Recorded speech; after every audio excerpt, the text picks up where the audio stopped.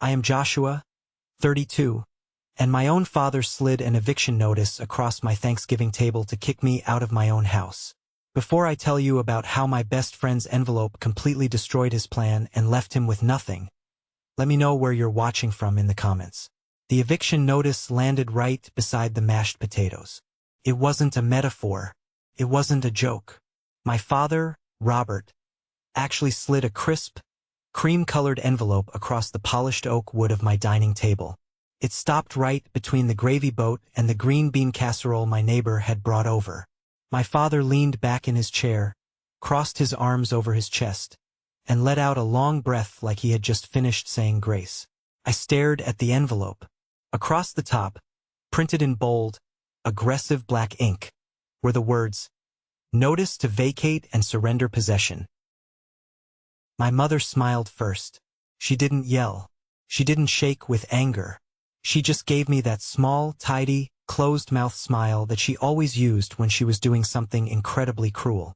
It was her special talent, making absolute ruthlessness look like simple administration. 7 days, she said, her voice smooth and light, as if she were asking me to pass the salt. Your brother needs this house, Joshua. It's time to be reasonable. I looked across the table at my older brother, Luke. He was 35 years old, sitting there in a brand new designer shirt he definitely couldn't afford, picking at a piece of turkey. He didn't look embarrassed. He didn't look ashamed that his parents were trying to throw his younger brother out onto the street. He just looked relieved. He actually reached for his wine glass and took a sip, avoiding my eyes. That somehow made it so much worse. The sheer entitlement radiating from him made my stomach turn. I sat there, the carving knife still resting near my plate, and I just stared at the piece of paper. I didn't reach for it. I didn't touch it. You've had a good run here, Joshua, my mother continued, folding her linen napkin and placing it neatly on the table. But Luke needs a real start. He needs stability. This house can do that for him. You're single, you're adaptable. You can find a nice apartment downtown. I finally looked up from the paper. I looked at my father. By what authority? My dad tapped the top of the notice with one heavy index finger. Legal demand. You can either make this smooth, or you can make it expensive. Your choice. The sheer audacity of it left a ringing in my ears. The dining room, usually filled with the warm scent of roasted turkey and cinnamon apple pie, suddenly felt like a freezing interrogation room. They were sitting in the chairs I bought, eating the food I cooked, in the house I owned, telling me to get out. I picked the paper up. My eyes scanned the text. It was dressed up to sound incredibly official. It was full of heavy legal jargon, phrases like adverse occupancy, family equitable interest, and surrender of premises to rightful beneficiary. It looked intimidating. It was printed on thick, expensive watermark paper. But I noticed something immediately. There was no court stamp. There was no judge's signature. It was a lawyer's threat letter, dressed up in a Halloween costume of a real court order. Luke leaned back, mirroring my father's posture. You live alone, man. I've got actual needs. I'm trying to get my life together. You're just being selfish, hoarding this whole place to yourself. I let out a harsh, dry laugh. Couldn't help it. The sound bounced off the walls of the dining room. Hoarding? I own this house, Luke. My mother's smile vanished. Your grandfather was being dramatic when he deeded it to you. We all know that. He was emotional. He wasn't thinking clearly about the family's future. My father reached for his wine. The lawyer we retained believes Luke has a highly viable claim. Owen intended this property to stay in the direct family line. You're just a branch, Joshua. I am the direct family line, I said, my voice dropping an octave. Luke snorted. You know what he means. Yeah. I knew exactly what he meant. He meant the favorite. He meant the golden boy. He meant the son my parents had spent their entire lives making excuses for. You served me at Thanksgiving, I said, dropping the paper back onto the table. My father shrugged, cutting a piece of meat. I figured if we did it face to face, surrounded by family, you might behave like an adult and accept reality. I opened my mouth to tell him exactly where he could shove his reality, but the doorbell rang. 3 sharp, quick rings. Nobody moved. The silence in the room was deafening. Then the bell rang again. I pushed my chair back. It scraped loudly against the hardwood floor. I walked down the front hall, my heart hammering against my ribs, and opened the door. Standing on my porch in the brisk November air was my next-door neighbor and absolute best friend, Elijah. He was holding a pie carrier in his left hand, and in his right hand he held a thick, sealed legal envelope. Elijah worked as a senior paralegal at a prominent downtown estate firm. More importantly, he was one of the only people in the world who knew that my father had been making shady phone calls to local real estate attorneys for the past 3 weeks. He looked past my shoulder, saw the tension radiating from the dining room, and looked back at my face. He knew immediately. "So," Elijah said softly, his eyes narrowing, "they actually did it." I nodded once. "All right then," Elijah said, his voice turning cold and professional. "Let's go." To understand the absolute insanity of what was happening at my dining table, you have to go back 6 years. You have to understand the ghosts that lived in the walls of this house, and the shadows my family cast over my entire life. 6 years ago, my grandfather, Owen, passed away. But for the 3 years before his death, this house was a hospital, a sanctuary, and a war zone. And I was the only one holding the front line. Grandpa Owen was a tough, quiet man who built a successful hardware business from nothing. When his heart started failing, my parents suddenly became very busy. My father, Robert, claimed his middle management job was too demanding. My mother suddenly had endless social club obligations. And Luke was busy burning through his college fund, dropping out of his 3rd university program, and racking up credit card debt. So I stepped up. I was 26, working a grueling entry-level corporate job, but I moved in with Grandpa. I was the one who woke up at 3 a.m. when he couldn't breathe. I was the one who drove him to endless cardiology appointments, sitting in sterile waiting rooms reading old magazines. When the back porch started sagging dangerously, I didn't call my dad to help. I took a chunk out of my own salary, bought the lumber, and spent my entire weekend replacing the joists while Grandpa sat in a lawn chair, watching me and giving me quiet advice. During all this, Luke treated the house like a free ATM and a hotel. He would show up unannounced, raid the fridge, and ask Grandpa for loans that everyone knew would never be repaid. One Thanksgiving, 4 years before the current nightmare, Luke showed up in a panic. He had wrecked his car, a car my parents had co-signed for. He begged Grandpa for $5,000 to cover the damages before our parents found out. Grandpa refused. He told Luke it was time to take responsibility. Luke threw an absolute fit. He screamed, kicked a hole in the hallway drywall, and stormed out. I spent the next evening patching and painting that wall. When my parents found out about the car, they didn't discipline Luke. They blamed Grandpa for being too rigid, and actually had the nerve to ask me why I didn't just give Luke the money from my own savings. "He's your brother Joshua?" My mother had sighed, looking at me like I was a disappointment. "You need to support him. He's just going through a rough patch." Luke's rough patches lasted decades. He stole money from my wallet when we were teenagers. He once intentionally ruined a presentation I had built for school because he was jealous I was getting academic recognition. And my parents always had a reason ready. He was stressed. He was sensitive. I was just being dramatic. They spent my entire life preparing the world to cushion Luke's falls, and they expected me to be the mattress. But Grandpa Owen saw everything. He sat in his armchair in the corner of the living room, his oxygen tank humming quietly, and he watched the dynamic. He watched Luke borrow his truck and return it with a cracked windshield, offering zero apologies. He watched my mother reframe every single sacrifice I made for him as just Joshua doing his duty.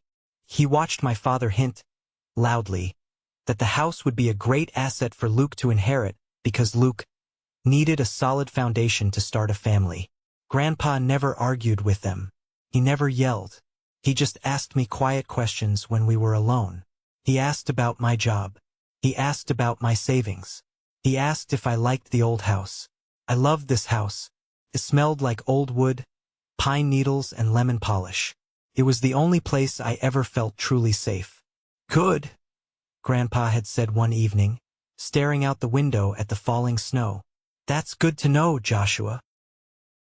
I didn't know it then, but behind the scenes, Grandpa was making moves. He was a man who believed in actions, not arguments. He saw the storm that was coming for me the moment he closed his eyes for the last time. He knew that the second his heart stopped, my parents and Luke would descend on this house like vultures, and they would push me out into the cold without a second thought. So he decided to build a fortress around me. He didn't tell me. He definitely didn't tell my parents.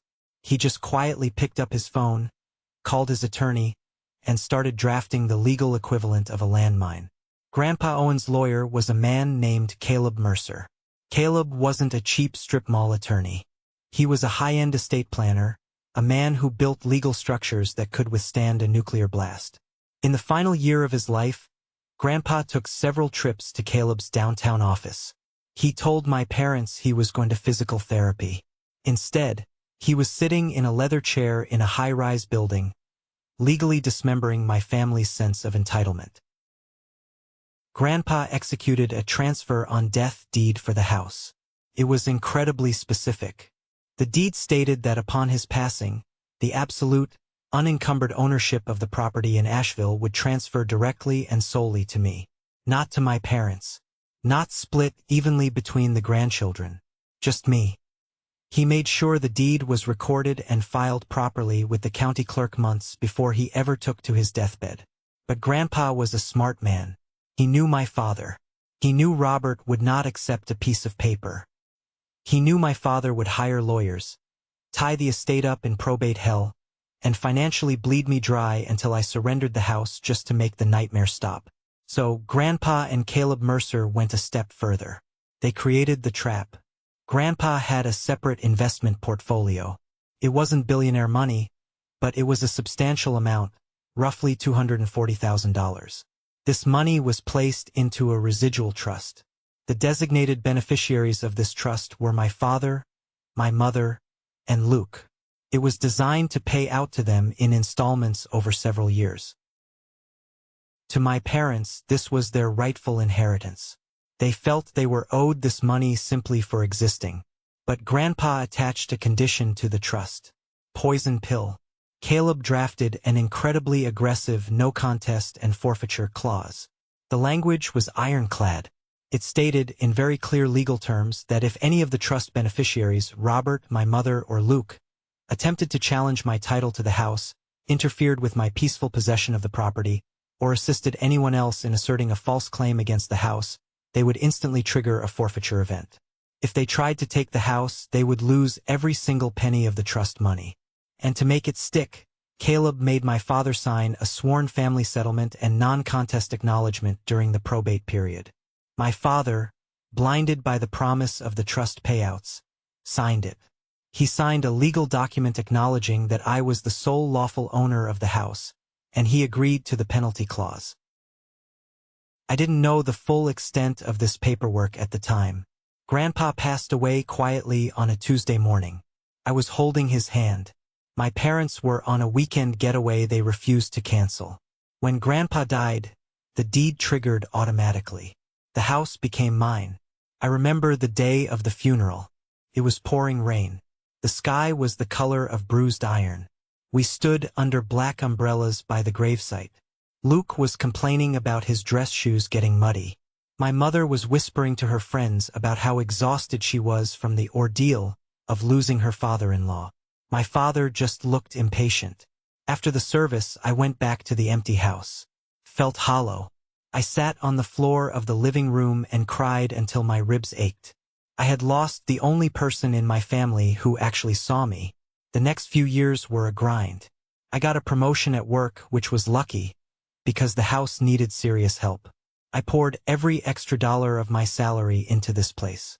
When the furnace completely died in the middle of a brutal January freeze, I worked double shifts, taking on every grueling project my boss threw at me, just to afford a replacement.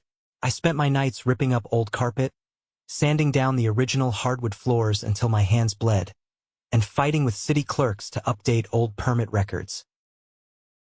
Through all of this, my parents didn't lift a single finger. They never offered to help paint. They never chipped in for the property taxes. They never even asked how I was managing. To them, the house was my burden. Until the neighborhood started to change. About 3 years after Grandpa died, the city of Asheville exploded in popularity. Developers moved in. Coffee shops and boutique stores opened up 3 blocks away. Suddenly, the quiet, run-down street Grandpa had lived on was the hottest zip code in the county. I was sitting on my porch one afternoon when a real estate agent knocked on my door and casually offered me $600,000 in cash for the property. I declined, of course. This was my home. But word travels fast in my family. Suddenly, my parents were very interested in Joshua's house. It started with subtle comments. My father would come over for a forced Sunday dinner, look around at the newly refinished floors and say, "You know, this is a lot of space for one guy. You're sitting on a gold mine, Josh. It's almost selfish not to leverage it." My mother would sigh and say, "Luke is struggling so much with his rent. It breaks my heart knowing there are 3 empty bedrooms just sitting here collecting dust." I set hard boundaries. I told them the house was mine, I wasn't selling, and Luke was not moving in. I knew exactly what would happen if Luke crossed my threshold with a suitcase. He would never leave, he would never pay rent, and he would slowly destroy everything I had built. That's when the whispering started. My father's brother, Uncle David, was going through a nasty divorce. He was bitter, angry at the world, and always looking for someone to blame. David became the poison in my father's ear. I heard them talking at a family barbecue. David told my father that it was a disgrace, that the youngest son was sitting in a $500,000 asset while the eldest son was struggling. He fed my father's ego, telling him that as the patriarch, Robert should have control over the family's legacy. "You let an old dying man make a mistake," David had sneered over a beer. "You need to fix it, Robert. Take the house back. Put it in a family trust where you control who lives there." My father absorbed this toxicity like a sponge. He started viewing my ownership of the house not as a legal fact, but as a temporary mistake that he needed to correct. But to execute his plan, he needed information. He needed to know my vulnerabilities. And that's where my cousin Julian came in. Julian was David's son. We used to be close when we were kids. I thought we still were. Julian would text me, asking to grab a beer, casually asking about my work schedule. "Man, you're always hustling," he'd say. "When do you actually get time off? You still working from home on Fridays?" I didn't think anything of it. I told him my schedule. I told him I had mandatory in-office meetings every Friday morning, and I usually stayed late on Wednesdays. I didn't realize Julian was taking mental notes and reporting straight back to my father and Luke. He was the spy inside my camp, mapping out my routines, finding the exact windows of time when the house would be empty and undefended. Things started getting weird a month before Thanksgiving. I come home from work and find small things out of place. The latch on the side gate was unlocked, even though I swore I secured it. The security light in the back alley had been unscrewed. A heavy ceramic pot on the front porch had been moved slightly to the left. I thought I was losing my mind. I thought I was just stressed from work. I mentioned it to Elijah one evening over a beer on his porch. Elijah didn't brush it off. His face got very serious. Because Elijah worked in real estate law, he knew the dirty tricks families played when millions of dollars were on the line. "Josh," Elijah had said, leaning forward, "people don't just unscrew security lights for fun. Someone is testing your perimeter. They're seeing how much you notice." A week later, Elijah pulled me aside as I was getting out of my car. He looked incredibly uncomfortable. "Listen, I shouldn't be telling you this because of professional courtesy, but one of the junior partners at my firm mentioned your dad's name today. Your dad called our office looking for a consultation on adverse family possession and equitable eviction." My blood ran cold. My own father was shopping around for lawyers to sue me for my own home. "If they try anything," Elijah had said, his eyes fierce, "you let me know. I know exactly what kind of fire your grandpa built to burn them down. You just say the word. And now, sitting at my Thanksgiving table, looking at the fake eviction notice my father had just slid across the wood, I knew the time had come. Let's go back to the dining room. Elijah stepped fully into my house. He didn't take off his shoes. He walked right past the entryway, his eyes locked on the dining table. He set the pie carrier on the kitchen counter with a loud thud, then walked straight into the dining room. My father straightened up in his chair, his brow furrowing. "Who is this, Joshua? We're having a private family discussion." "This is my neighbor," I said, my voice steady, though my adrenaline was spiking so hard my hands felt numb. "And my witness." Elijah stepped right up to the edge of the table. He didn't look at my mother, and he ignored Luke completely. He looked directly down at my father. He held out the sealed, thick legal envelope. "This was left for Mr. Bennett at my firm's office today," Elijah said, his voice carrying the cold, practiced authority of a man who dealt with legal disputes every single day. "Certified delivery." My father stared at the envelope. He didn't reach for it. "What is this? What firm?" "My boss, Caleb Mercer, said you would want to read this tonight," Elijah continued, not answering the question. "Especially if you actually went through with handing over that garbage notice you're holding." The mention of Caleb Mercer's name hit my father like a physical blow. I saw it happen. The muscles in his neck tightened, and his shoulders dropped a fraction of an inch. Caleb was the architect of Grandpa's trust. Caleb was the man who held the keys to the $240,000 my parents were currently relying on to fund their retirement. My father slowly reached out and took the envelope. "What is this?" he asked again, his voice losing its confident edge. "Open it," Elijah said simply. My father broke the seal. He pulled out a thick stack of papers stapled together at the corner. He unfolded them and began to read the first page. I watched his eyes. I watched them scan the first few lines, then slow down, then stop completely. The color drained from his face so rapidly it looked like a magic trick.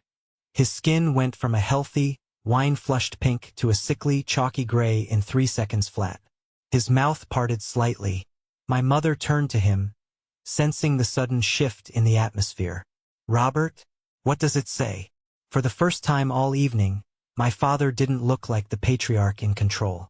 He looked like a man who had just stepped off a cliff in the dark. He looked caught. Luke leaned over, trying to see the paper.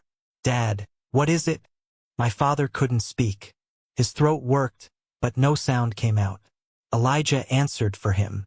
"It's a copy of your father's own sworn statement from the probate settlement," Elijah said, his voice ringing clearly through the quiet room. "The exact document he signed under oath. The one where he explicitly admitted that Joshua was the sole lawful owner of this property. And the one where he legally agreed that any family member who tried to challenge Joshua's possession would instantly forfeit the rest of Owen's trust distribution." The silence that followed was absolute. You could have heard a pin drop on the carpet. My father read the page twice more before he finally found a weak, trembling voice. This doesn't mean what you think it means. This is just probate formality." It was such a pathetic, hollow lie that even my mother turned toward him, her eyes wide with sudden panic. Elijah didn't flinch. He reached out, placed his finger on the second paragraph of the document in my father's hand, and tapped it. "It means exactly what it says, Robert. Caleb Mercer doesn't write formalities. He writes legal bear traps." I stood up at the head of my table. I picked up my fork, gripping the cold metal just to keep my hands from shaking with the sheer, overwhelming rush of adrenaline. Luke was practically out of his chair now, his face twisting in confusion and growing anger. "What the hell are you talking about? What trust distribution?" My mother went completely still. It was that dangerous, freezing stillness she adopted when she realized she was losing control of a narrative, and she had to decide whether to double down on the lie or retreat and play the victim. She chose to double down. "Probate paperwork doesn't override family fairness," she snapped, glaring at Elijah. "This is none of your business. This is an internal family matter." Elijah looked right back at her. It's a good thing this isn't about fairness, ma'am. It's about a legally binding forfeiture clause. Elijah pulled a second document from his jacket pocket. It was a single sheet of paper. He didn't hand it to my father. He bypassed him completely and slid it directly in front of Luke. It was a strategic move. Elijah knew that Luke only believed things when he read them himself. "Read the highlighted part, Luke," Elijah commanded. Luke stared at the paper. His eyes tracked the yellow highlighter ink. He read it out loud, his voice tight and incredulous. "Any beneficiary who directly or indirectly contests title, possession, or beneficial ownership of the Asheville residence transferred to Joshua Bennett, or supports another person in doing so, shall be deemed to have predeceased distribution under Article 6. Luke stopped. The room held its breath. Even someone as dense as my brother understood what that legal phrasing meant. He understood predeceased distribution. "You get nothing," I said, my voice cutting through the silence like a knife. "If you try to take this house, you lose every dime Grandpa left you." The reality of those words crashed over Luke like a tidal wave. Predeceased distribution. He dropped the paper onto the table as if it had caught fire. He looked at my father, his eyes wide with a frantic, wild energy. "Dad, is this real? Tell me this is fake. You told me the lawyer said we had an airtight case." My father pushed his chair back. The legs screeched against the hardwood. He stood up, running a hand through his thinning hair. "I manipulated him?" I asked, my voice deadly quiet. "I brainwashed him by changing his adult diapers while you were on a wine-tasting tour in Napa? I isolated him by being the only person who bothered to visit him in the cardiac ward while Luke was busy begging him for bail money." "That's a lie," Luke shouted, stepping toward me, his fists clenching. "It's the absolute truth, and you know it." I roared back, stepping out from behind the table to face him. "Grandpa saw exactly who you people are. He watched you borrow his truck and smash it. He watched Dad scheme. He watched Mom treat me like the hired help. He didn't write this clause because I manipulated him. He wrote it because he finally stopped making excuses for you." Luke slapped his hand down hard on the table, making the plates jump and silverware rattle. "So what? Grandpa just gets to decide I'm homeless forever because you played the good little martyr?" "You are not homeless, Luke," I yelled, the years of repressed anger finally exploding out of my chest. "You are 35 years old. You have been employed at 4 different companies in the last 3 years, and you quit all of them because you think you're too good for real work. You are not a victim. You are a parasite, and you are convinced that everyone else's roof is your birthright." Luke's face twisted into an ugly, hateful sneer. He took another step toward me, closing the distance. "This right here. This is exactly why he shouldn't have left you the place. You always act like you're better than everybody else. You're a smug, arrogant little prick." "I act," I said, pointing a finger right into the center of his chest, "like the person who paid for the furnace, the property taxes, and the new roof after every single one of you disappeared when the work got hard." "You're being cruel, Joshua," my mother said, her voice shaking with forced victimhood. Cruel. The word tasted like ash in my mouth. I looked at the Thanksgiving feast spread out on the table. The turkey I had roasted, the potatoes I had mashed. You sat at my table, ate my food, and smiled while my father handed me an eviction notice. And you have the absolute gall to call me cruel? Elijah stepped forward, positioning himself slightly between me and Luke. He reached into his jacket pocket and pulled out one final piece of paper. "This is the part your husband really needs to see, ma'am," Elijah said, not breaking eye contact with my mother. He placed the paper on the table, right on top of my father's plate. It was a formal notice of suspension from the trust administrator. It wasn't filed in court yet, but it was fully drafted, signed, and ready to be executed. Elijah spoke with crystal clarity. "This notice states that because Robert Bennett formally delivered an eviction demand tonight and asserted a claim against the deeded property, The trust administrator has the immediate authority to suspend all pending trust distributions. If you do not formally withdraw this fake eviction notice within 72 hours, Caleb Mercer will seek court instructions for the final, permanent enforcement of the forfeiture clause. My father looked down at the paper. He looked physically ill. The bravado, the arrogance, the patriarchal authority. It all melted away, replaced by the terrifying realization of absolute financial ruin. Luke saw his father's face. He saw the defeat, and because Luke only cared about himself, he instantly turned on the man who had been trying to steal a house for him. "Wait," Luke demanded, grabbing my father's arm. "How much are we talking about? How much is suspended?" Nobody answered. "Dad, how much?" Luke screamed. "Roughly $80,000 per beneficiary," Elijah answered calmly, "plus residual accounting." Luke went completely still. I could see the rusted gears turning in his head. The trust payout was his safety net. It was the money he was waiting for to pay off his debts. But the house was worth $600,000. I saw the exact moment Luke made the calculation. I saw the pure, unadulterated greed override basic common sense. Losing 80 grand hurt, but gaining a $600,000 asset. To a desperate, greedy man, that was a gamble worth taking. "Fine," Luke spat, his eyes locking onto mine with a terrifying, loose anger. "Keep the damn trust money. Grandpa got manipulated. I'm not backing off because you found some paralegal to wave scare papers in my face. If you step onto this property claiming possession," Elijah warned, his voice dropping low, "you will be arrested for trespassing." Luke just smiled. It was a bad smile. Cold, familiar, and reckless. "We'll see what the sheriff calls it." Luke didn't wait for a response.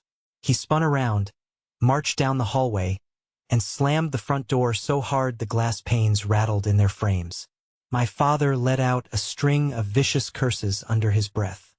He glared at me, a look of pure, toxic hatred, then snatched the fake eviction notice off the table, as if removing the physical paper could erase the fact that he had crossed the point of no return. He turned and hurried after Luke. My mother hesitated. She looked at the ruined Thanksgiving dinner, then looked at me. She gathered her expensive wool coat, refusing to break eye contact. "You will regret making this so ugly, Joshua," she hissed. "I already regret unlocking the front door," I replied. She left, pulling the door shut sharply behind her. The house plunged into a sudden, ringing silence. The adrenaline that had been keeping me standing upright suddenly evaporated, leaving my knees weak. I slumped into the nearest chair, running my hands over my face.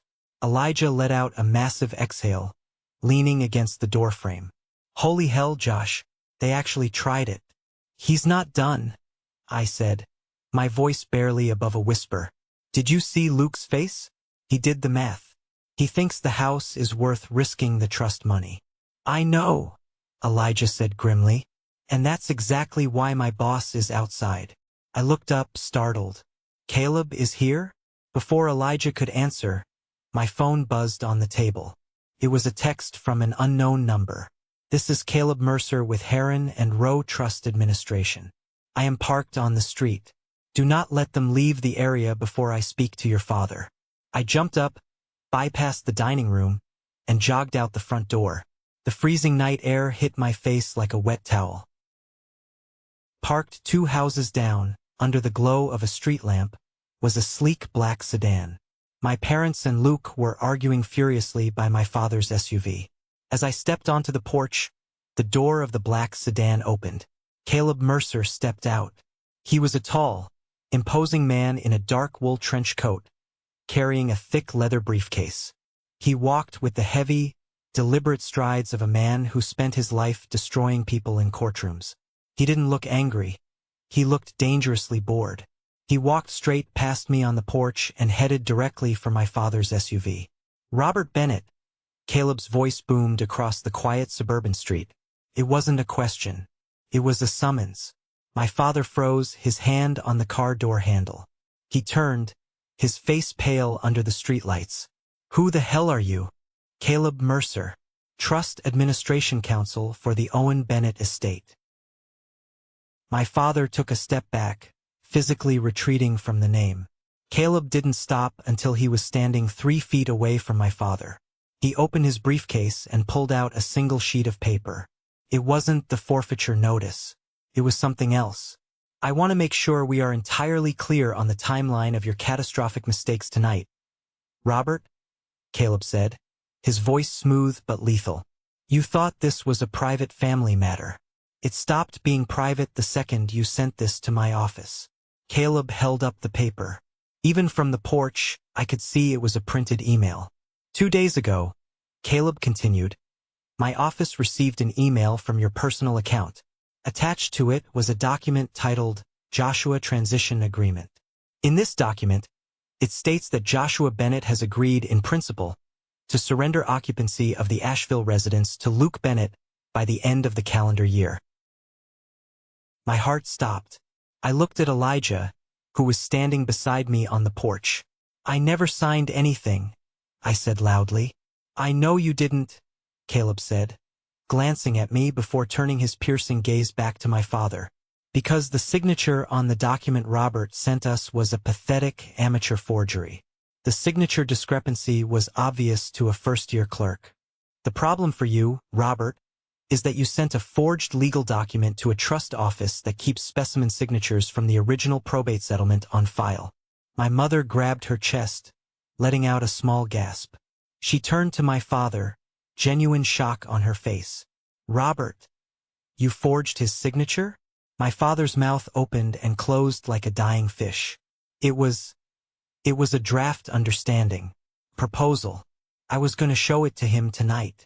You sent it to the trust administrator to establish a false record of consent, Caleb countered effortlessly.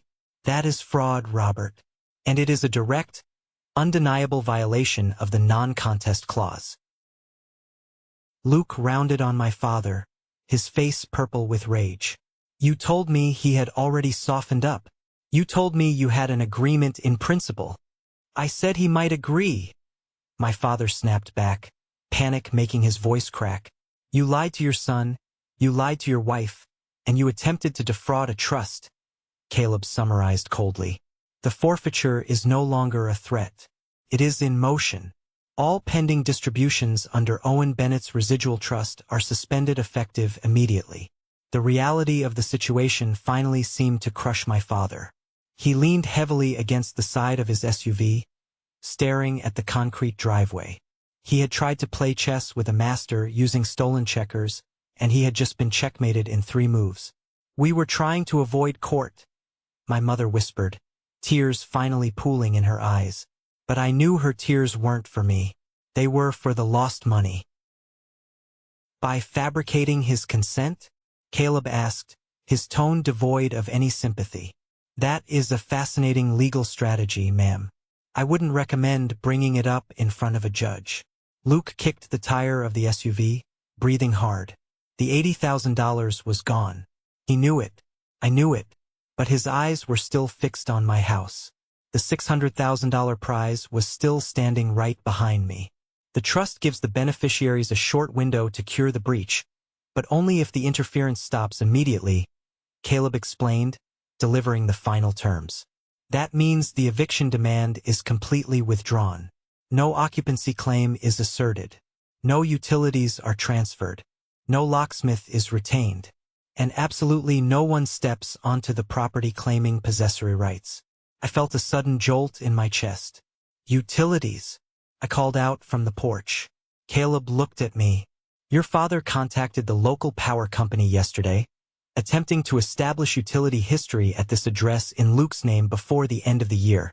The power company refused without deed support. I let out a breath that sounded like a dry sob. They had truly tried everything. They were trying to build a paper trail of Luke living in my house before they even handed me the eviction notice. It was a coordinated, premeditated attack on my life. Luke stared at his father with open, undisguised disgust. You completely botched this. You said this was clean. It would have been clean if he had just behaved. My father snapped, pointing a trembling finger at me. Elijah let out a loud, mocking laugh from the porch. Caleb didn't even blink. There was no version of this that was clean, Robert, Caleb said, closing his briefcase. You are playing with fire, and you are currently covered in gasoline. Luke took a step away from his parents. He looked at Caleb, then looked directly at me. The streetlights cast dark, hollow shadows over his eyes. Grandpa was crazy, Luke said, his voice unervingly calm. And you manipulated him. I'm not letting you steal the family legacy just because you found a sharp lawyer. You think a forged email stops me? I have actual rights. Equitable family occupation. You think you've won, Joshua, but this isn't court. This is a street. Caleb stepped into Luke's line of sight. If you step onto that property claiming possession without a court order, you will be trespassing. The sheriff will remove you. Luke smiled that same terrible, loose smile. We'll see what the sheriff calls it when I'm standing inside the living room.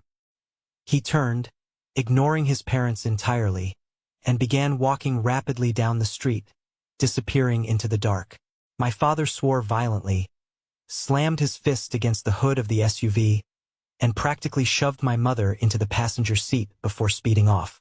I stood on the porch, the freezing wind biting through my shirt.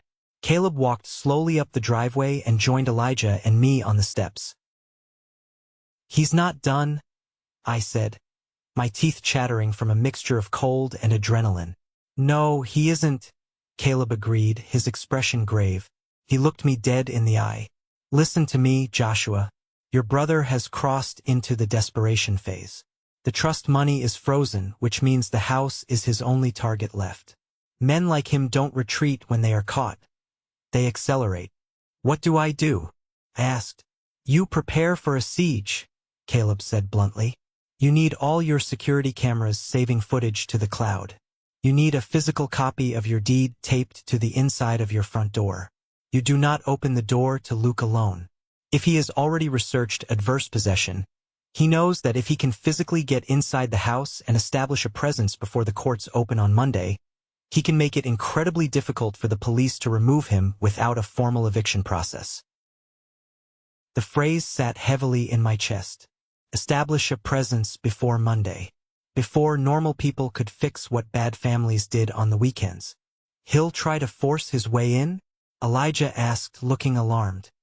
He might try a civil standby, Caleb warned. He'll call the police, claim he lives here, claim he's been locked out by a hostile roommate, and ask an officer to stand by while a locksmith forces the door. It's a common tactic for squatters and hostile family members. I have the deed, I said, my voice rising in panic. And he might have a fake lease, Caleb replied. You have to be ready.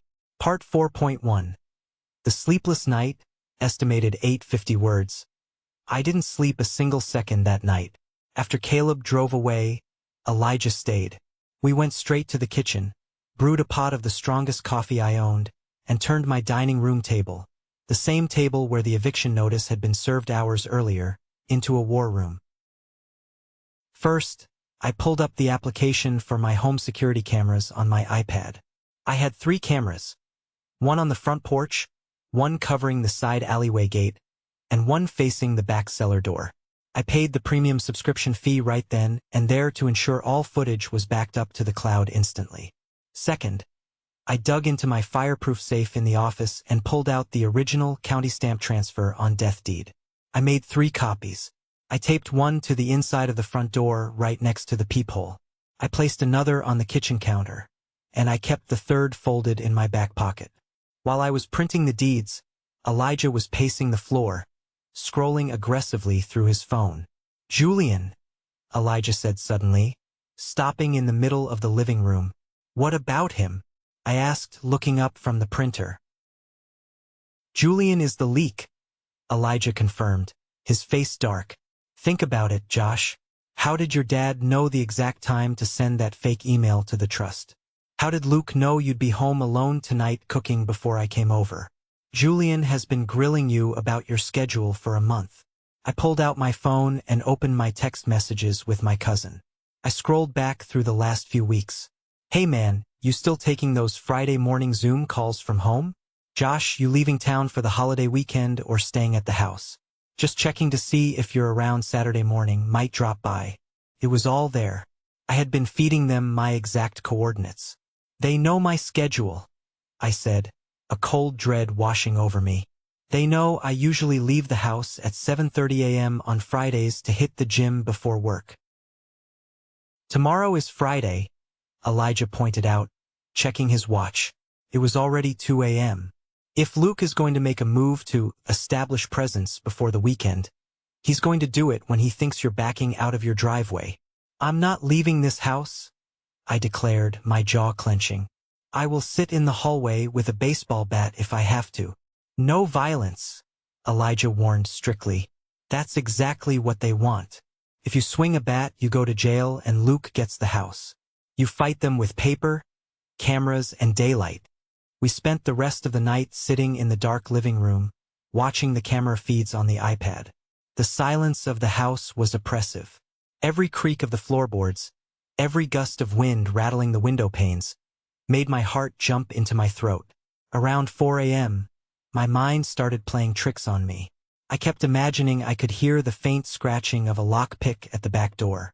I kept imagining my father's face, gray and desperate, staring at me through the window. I realized how deeply they had violated my sense of safety. My home was no longer a sanctuary. It was a target.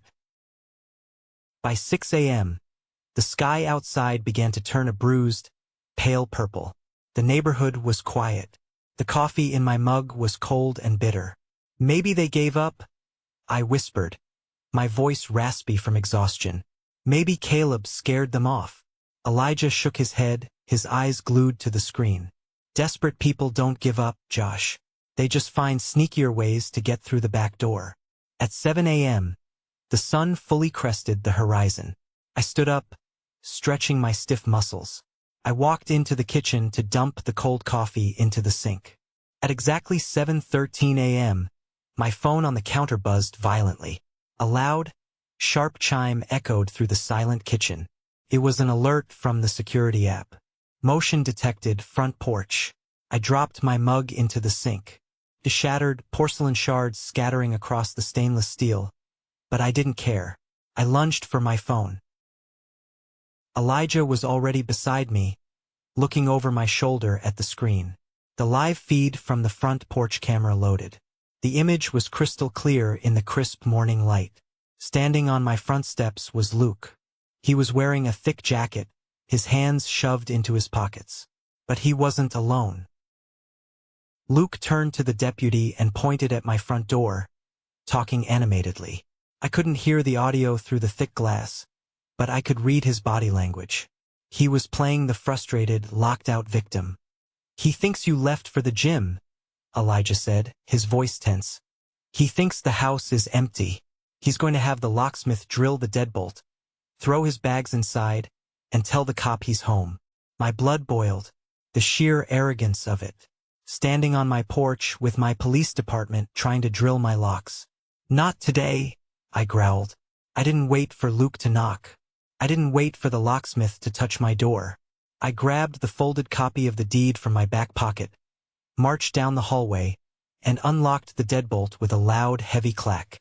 I threw the front door open. Luke jumped back, startled. His eyes widened in genuine surprise. He had fully expected an empty house. For a split second, the mask slipped, and I saw the panicked calculation of a man whose ambush had just failed. But he recovered quickly. He plastered a fake, relieved smile on his face. "Good. You're awake," Luke said, his voice loud enough for the deputy to hear. "Man, I lost my keys again. Can you let me in?" I didn't look at him. I looked directly at the deputy walking up the steps. "Can I help you, officer?" I asked loudly and clearly. The deputy stepped forward, looking between me and Luke. "Morning, sir. I'm Deputy Samuel. I'm here for a requested civil standby. Your brother here stated he was locked out of his residence and requested an officer present to keep the peace while a locksmith granted him access to his property." "Retrieve what property?" I asked, keeping my voice dead steady. Luke nudged one of the duffel bags with his boot. My stuff, Joshua. Come on, don't play games in front of the officer. I just need to get back into my room. I looked at the bag, then looked at him. You have never lived here a single day in your life. My mother's voice from the night before echoed in my head. Your brother needs this house. Not a room. The house. Deputy Samuel frowned, his posture stiffening. He looked at Luke. Sir, you stated this was your primary residence. It's a family house, Luke argued, waving a hand dismissively. My grandfather left it to the family. Joshua is just being difficult because we had a disagreement last night. I have a legal right to occupy the downstairs bedroom. Do you own this residence, sir? The deputy asked me directly. Yes, I said. I unfolded the paper in my hand and handed it straight to Deputy Samuel. This is a recorded transfer on death deed from my grandfather, filed and county-stamped before his death. The property taxes are in my name. The homeowner's insurance is in my name. I am the sole, exclusive owner of this property.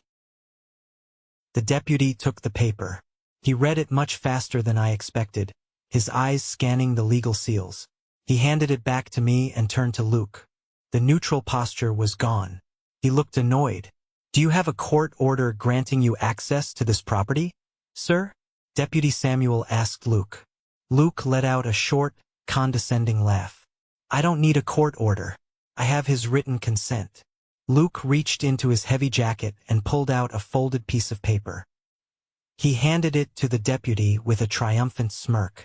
I knew what it was before the deputy even opened it. It was another fake. This is an occupancy agreement, Luke declared loudly, signed by Joshua last month, stating I am allowed to move into the property pending a family transition. The deputy examined the paper. I leaned forward, catching a glimpse of the document. It was typed on cheap, generic legal template language downloaded from the internet. And right at the bottom on the signature line was my name. It was a completely forged signature. It looked absolutely nothing like my handwriting. When was this signed? Deputy Samuel asked, narrowing his eyes at the paper. Last month, Luke lied smoothly. It was not, I said, my voice cutting like ice.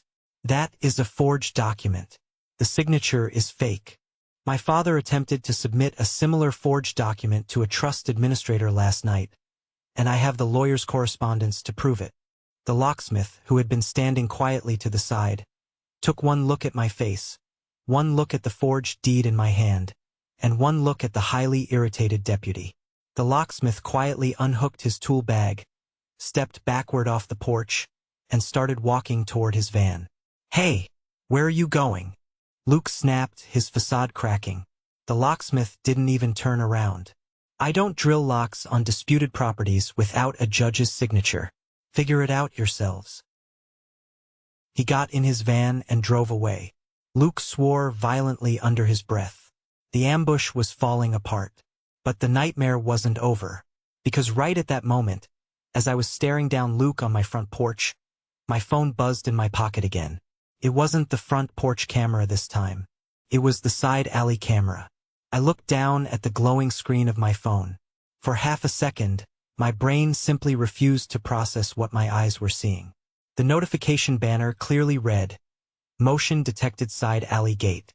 I tapped the alert, my thumb pressing so hard I thought I might crack the glass. The live feed loaded. It wasn't a stray dog. It wasn't the wind blowing a tree branch.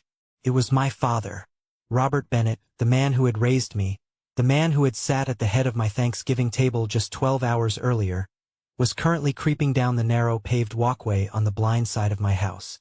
He was hunched over, his collar pulled up against the morning chill, moving with the frantic, jerky urgency of a burglar. In his left hand, he was carrying a large, clear plastic storage tote. In his right hand, the morning sun glinted off something small and metallic. A key. Suddenly, the entire morning made terrifying, crystal-clear sense. Luke showing up at the front door with a locksmith and a fake occupancy agreement wasn't just an ambush. It was a distraction. My father had deliberately sent Luke to the front porch to tie me up, to draw my attention, and to get the police focused on a civil dispute over a forged piece of paper. He knew the locksmith would likely refuse to drill a lock with the homeowner standing right there holding the deed. He didn't care. He just needed me looking out the front window, because while I was arguing with Luke and Deputy Samuel on the porch, my father was slipping through the side gate to break into the cellar door around the back. My whole body went completely ice-cold. The sheer, calculated malice of it took my breath away. They weren't just trying to bully me out of the house. They were trying to manufacture physical evidence to steal my inheritance. I didn't hesitate. I shoved the phone screen directly into Deputy Samuel's line of sight. "Deputy," I said, my voice cracking like a whip across the quiet porch. "My father is currently trespassing on my property. He is in my backyard right now trying to break into my cellar." Deputy Samuel looked at the screen. His professional, detached demeanor vanished instantly. He saw a grown man sneaking around the back of a house with a heavy plastic bin and a key. "Sir, stay behind me," the deputy ordered, his hand instinctively dropping to rest on his utility belt. I didn't listen. I was already moving. I cut straight through the house, my heavy boots thudding against the hardwood floors. Elijah was right behind me, sprinting through the kitchen. We burst through the mudroom door, flying down the back steps and hitting the cold, dew-covered grass of the backyard. Luke was shouting something behind us, scrambling to follow, cursing wildly because he knew the plan had just completely imploded. Men like my brother always believed a lie stayed alive longer if they stayed physically close to it, trying to shout over the truth. We rounded the corner of the house just in time. My father was standing right at the base of the old brick cellar steps. The exterior lock on that door had been there since Grandpa Owen's time. I had replaced the front and side door locks immediately after the deed transferred, but I hadn't bothered with the cellar yet because it only held old paint cans, rusted garden tools, and storm supplies. My father had a copied key jammed halfway into the rusted keyhole. He had one foot braced against the bottom stone step, throwing his weight into the door like he was about to muscle it open. The clear plastic tote was sitting on the concrete right beside his leg. "Hey!" Deputy Samuel's voice barked across the yard, carrying the heavy, undeniable weight of law enforcement. "Step away from the door. Right now." My father jolted backward as if he had been struck by lightning. He ripped the key out of the lock, spinning around to face us. His face, already pale from the cold, turned a sickly, translucent shade of white. I'm just retrieving family property," my father stammered, his eyes darting frantically between me, the deputy, and the plastic tote by his feet. "No," I said, stepping forward. My fists clenched so tight my fingernails dug painfully into my palms. "You are not retrieving anything. You are creating it." Luke came skidding around the corner of the house, breathing hard. He stopped dead in his tracks the second he saw my father cornered against the cellar door. He looked at the plastic tote sitting on the concrete. "Dad," Luke hissed, his voice dropping an octave, filled with pure, unfiltered panic. "What are you doing?" I looked down at the clear plastic bin. The evidence of their conspiracy was sitting right there in broad daylight, so painfully obvious it made me want to scream and laugh at the same time. Inside the tote were exactly the things a lawyer would tell you to look for to prove residency. It was a squatter's starter kit. Neatly folded inside the bin were men's clothes, Luke's old college sweatshirts, and a pair of faded jeans. There was a leather shaving kit. There was a cheap, brand-new set of bath towels, still wrapped in the store packaging with the price tag hanging off the side.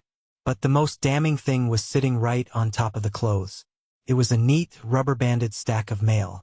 "Look at that," Elijah said from beside me, pointing a steady finger at the bin. "Look at the mail." I took a step closer. The envelopes were pristine. They weren't old, forwarded letters. They were fresh. A credit card offer, a cable television promotion, 2 envelopes from a major bank, a glossy pharmacy flyer, and every single one of them was addressed to Luke Bennett, with my home address printed clearly beneath his name. They were sealed, uncreased, postmarked within the last 5 days. My father had not come back here to collect Luke's belongings. He had come to plant them. He intended to shove that bin into my cellar, take photos of the mail and the clothes inside my house, and present it to a judge on Monday morning to prove that Luke had been living here the entire time. It was a completely fabricated, desperate attempt to establish adverse family occupation. Who owns this residence? Deputy Samuel demanded, stepping between me and my father. I do, I answered firmly, holding up the county-stamped deed again. Do you give this man permission to enter your cellar, or leave these items on your property? The deputy asked, gesturing to the plastic tote. Absolutely not. I want him off my property right now. My father held up his hands, trying to summon the old, authoritative patriarchal voice he had used to control me my entire life.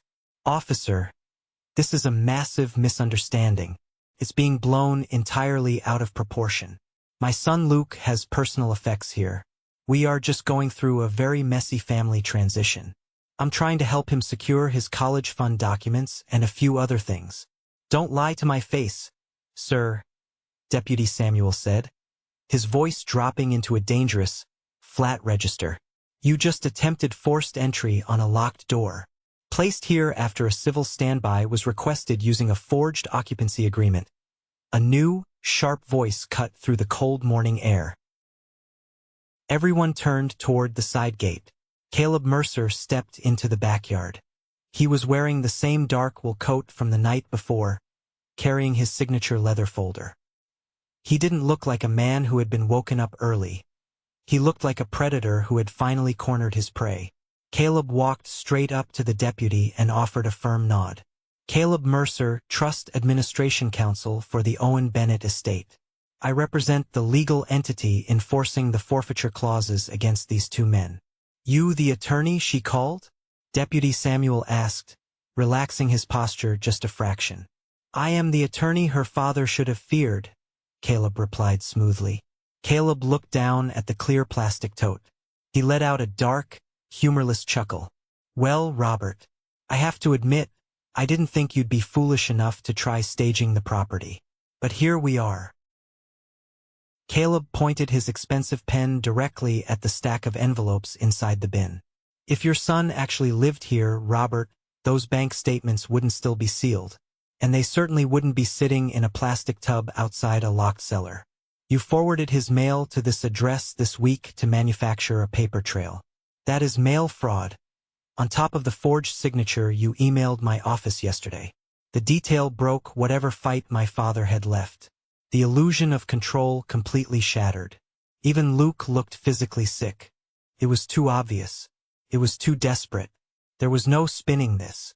There was no lying their way out of a police report documenting planted mail, a fake lease, and a copied key. I need identification from everyone present, Deputy Samuel said, pulling a small, black notebook from his breast pocket. My father actually had the nerve to look offended. For what? We haven't done anything. We're leaving. For my official report, the deputy replied, uncapping his pen. Because you attempted unauthorized entry onto a deeded property without lawful possession. You presented a disputed, likely forged occupancy document to law enforcement during a civil standby. And you are standing over a box of staged mail. You are not leaving until I run every single one of your names. Luke tried to cut in, his hands raised in surrender. Officer, wait. I didn't know about the back door. I swear. I was just at the front. My dad told me to wait there with the locksmith. I didn't know he was doing this. It was probably the first true thing Luke had said in 10 years. And it didn't help him at all. It just proved that the golden child would throw his own father under the bus the second things got difficult. Caleb held up a copy of the fake occupancy agreement Luke had handed the deputy on the porch. You brought the forged lease, Luke. You brought the locksmith. You brought the empty duffel bags. Whatever you did or didn't know about the cellar, you were an active participant in an attempted illegal eviction. You were not wandering around accidentally. This is still family, my father shouted, his voice cracking with pure desperation. This is a family dispute. You don't involve the police in family matters. Deputy Samuel looked at my father with the kind of flat, exhausted patience that only years on the force can teach a person. No, sir, the deputy said coldly. This is criminal trespass getting dressed up as Thanksgiving. Hand over your ID. For one glorious, perfect second, nobody in my family had a line ready. There were no excuses. There were no gaslighting arguments about my grandfather's mental state. There were no lectures about my selfishness. There was just the cold, hard reality of law enforcement and a lawyer documenting their crimes in my backyard. And then, just to make the morning complete, my mother appeared at the side gate. I hadn't even realized she had driven over. She must have followed Luke's car from whatever hotel they stayed at the night before. She was wearing her pristine cashmere sweater, her hair perfectly styled, looking entirely out of place standing on the frost-covered grass. She stopped dead when she saw the scene. She saw the deputy writing in his notepad. She saw the plastic tote of staged mail.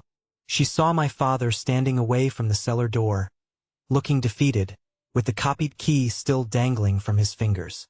"Robert?" she asked, her voice wavering, the polite, tidy smile finally nowhere to be found. What happened? Nobody answered her, because by then, it didn't matter what had happened. It only mattered what was being written down in the official county record. Deputy Samuel pulled out his department-issued smartphone. He photographed the plastic tote. He photographed the stack of pristine, sealed mail. He photographed the copied key in my father's hand. He photographed the fake occupancy paper Luke had provided. Finally, I emailed him the high-definition camera stills from my security system, clearly showing my father sneaking around the back of the house while the locksmith was at the front. The deputy took Caleb's card, made a note that the locksmith had formally refused entry due to lack of a court order, and then turned to face my parents and my brother. He made it explicitly clear. "Listen to me very carefully," Deputy Samuel said, his voice echoing off the brick walls of the house. "No one in your family has a legal right to enter this property. You have no right to store property here. You have no right to represent occupancy at this address. If any of you return to this property claiming possession without a signed order from a judge, you will be placed in handcuffs, put in the back of my cruiser, and processed for criminal trespassing. Do you understand me?" My mother opened her mouth to argue, her instinct to rewrite reality still fighting to survive. Caleb beat her to it. "And let me add the financial reality to the deputy's warning," Caleb said, his voice cutting through the morning air like a newly sharpened blade. "If anyone in this family continues interfering with Joshua's title or peaceful possession of this home, I will not wait for a court order. I will recommend immediate, final, irreversible enforcement of the forfeiture clause to the trust board. You will lose every cent Owen Bennett left you, and I will personally refer the forged email you sent my office to the district attorney for fraud investigation." That landed hardest on my father. It hit him like a physical blow to the stomach. Not because he suddenly felt guilty for what he had done to his youngest son. He didn't. He felt sick because he finally understood the trap he had walked into. The security cameras. The forged consent email on the trust server. The fake eviction notice he handed me at dinner. The locksmith. The staged mail. All of it now sat in one clean, undeniable chain of evidence. He had not pressured me into folding. He had handed Caleb Mercer the exact ammunition needed to trigger the penalty clause. He had destroyed his own retirement fund just to feed his older son's bottomless greed. Luke kicked the bottom stone step of the cellar hard enough to hurt himself. He let out a string of vicious curses, turned his back on his parents, and limped heavily toward the driveway, leaving his empty duffel bags sitting on the grass. My mother hesitated. She looked at the ruined plastic tote, then looked at me. She gathered her cashmere coat around her shoulders, trying to salvage whatever microscopic shred of dignity she could still carry. She looked at me with that same small, tight smile she used when she wanted to pretend she was still the one writing the ending to the story. "You'll regret making this so ugly, Joshua," she said softly, her voice dripping with venom. "You tore this family apart over bricks and wood." I looked at the tote of fake mail. I looked at my father's copied key. I looked at the deputy writing their names into a permanent criminal database. "No, Mom," I said, my voice finally calm, devoid of the anger that had carried me through the last 24 hours. "I only regret not installing the cameras sooner." They left. There was no dramatic screaming match. There were no handcuffs. There was no cinematic brawl on the lawn. There was just one failed, pathetic occupation attempt collapsing under the crushing weight of daylight, security footage, and legally binding paperwork. My father picked up the plastic tote, refusing to look me in the eye, and carried it back down the driveway like a man carrying his own heavy casket. I stood in the backyard with Elijah and Caleb as the sound of their car engines faded down the street. The silence that followed was different this time. It wasn't the heavy, oppressive silence of waiting for an attack. It was the clean, clear silence of a storm that had finally broken. Deputy Samuel finished his notes, handed me a business card with an incident report number written on the back, and tipped his hat. "You have a good day, sir. Call us if they show their faces on this street again." When the patrol car pulled away, I finally let out a breath I felt like I had been holding for 6 years. My knees suddenly felt like they were made of water. I sat down heavily on the bottom step of the cellar, burying my face in my hands. Elijah sat down right next to me, bumping his shoulder against mine. "You did it, Josh. You held the line." Caleb stood in the grass, checking his watch. "The paper trail is secure. I have the police report number, the forged documents, and the camera footage. I will file the formal suspension conversion first thing Monday morning." "Will they try to fight it?" I asked, looking up. "With what money?" Caleb asked, a rare, genuine smile touching the corners of his mouth. "Your father just lost the trust payout he was banking on to fund a lawyer. No serious attorney in this state will touch a possession theory once they see the civil standby report and the staged mail in the backyard. They are done, Joshua. The fortress held. This is a moment that changed everything, when I finally regained control of my life. Thank you for your patience in getting this far. You are amazing. Please like the video and leave a comment below to let me know you've been with me. This will not only help more people find this story, but also let me know that my experiences are meaningful to someone. Your support is the biggest motivation for me to continue sharing the rest of this journey. The weekend passed in a blur of exhaustion and deep, restorative sleep. I didn't leave the house. I ordered takeout, watched terrible movies with Elijah on the couch, and just let the reality of my new safety wash over me. By Monday morning, Caleb Mercer was a man of his word. He filed the deputy's incident report, the forged occupancy agreement Luke had presented, the email my father had sent with my fake consent, the front porch video footage, and the backyard photos directly with the primary trustee board. Wednesday afternoon, I was sitting at my kitchen island, typing up a report for work, when my phone rang. It was Caleb. The trustee board made a final determination an hour ago. Caleb's voice came through the speaker, crisp and entirely professional. I stopped typing. The only sound in the house was the hum of the refrigerator. "And your father, your mother, and Luke each independently triggered Article 6 of the non-contest clause," Caleb said. "They engaged in direct, documented interference with your lawful possession of the Asheville property. They attempted fraud by forging signatures, and they attempted to manufacture false residency records." I swallowed hard. "So, the suspension is now a permanent revocation," Caleb confirmed. "All remaining distributions from Owen Bennett's trust allocated to Robert, your mother, and Luke are forfeited. Every single penny. They are officially removed as beneficiaries." I sat back in my chair, staring at the ceiling. The same kitchen table where my father had slid the eviction notice beside the potatoes just a few days ago was now the place where I received the news of his absolute defeat. "All of it?" I asked, just needing to hear it one more time. "All of it," Caleb said. "Permanently." "Where does the money go?" I asked. I knew Grandpa hadn't left that kind of detail to chance.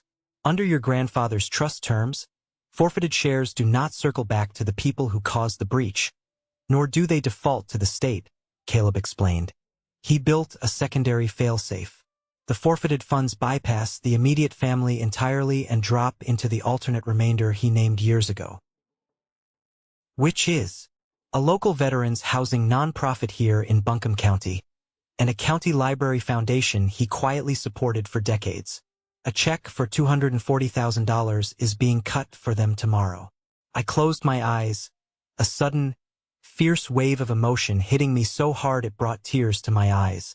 That detail felt exactly like Grandpa Owen. He hadn't just protected me from the wolves. He had made sure that if the wolves tried to tear down my house anyway, their teeth would shatter, and the prize they were hunting would be given to people who actually needed it. He made sure the money went somewhere useful, instead of back into the hands of a family that only knew how to take. Luke called my phone twice that night. I watched his name flash on the screen, feeling absolutely nothing, and let it go to voicemail. My father sent one single email. The subject line was empty. The body of the email contained only one sentence. You chose paper over blood. I sat at my computer, reading that ridiculous, manipulative sentence. For the first time in my life, I didn't feel the urge to explain myself. I didn't feel the crushing weight of guilt they had spent 30 years programming into me. I felt free. I hit reply and typed back exactly one sentence. No, Grandpa did. I just read it. I hit send, and then I permanently blocked his email address. I blocked my mother. I blocked Luke. The next few weeks were entirely dedicated to cleaning up the absolute mess they had left in my life. I called a professional contractor and had the old, rusted cellar door completely ripped out and replaced with a heavy, reinforced steel security door. I added 2 more high-definition cameras to the perimeter, covering every single blind spot. I didn't stop there. The rot in my family wasn't just my parents and my brother. It was the people who enabled them. I drove to Uncle David's house. I didn't knock. I just stood on his front porch, looked him dead in the eye when he opened the door, and told him that if he ever mentioned my house, my name, or my grandfather again, I would personally mail the court records of his messy, ongoing divorce settlement to everyone in his social club. David slammed the door in my face, and I never heard from him again. Then I dealt with my cousin Julian, the spy. Julian texted me a week later, playing dumb, asking if I wanted to grab a beer and watch the football game. I replied with a screenshot of the video showing my father creeping around my side yard, followed by a text that simply said, I know you gave them my schedule. Do not ever contact me again. Julian never replied. Things got quieter in the only way that actually mattered. Legally. No sheriff ever came back to my house. No locksmith ever parked on my curb. No more intimidating lawyer letters arrived in my mailbox. Luke lost the trust money he desperately thought would cushion his next inevitable collapse. Without the 80 grand to pay off his debts, he was forced to finally face the consequences of his own actions. Last I heard through the grapevine, he moved out of state to live on a friend's couch. My father lost the money, but more importantly, he lost his pride. He lost the arrogant confidence that he could simply bully his way through a family problem with fake legal paper and a louder voice. He tried to play the victim, of course. My mother did what she always did.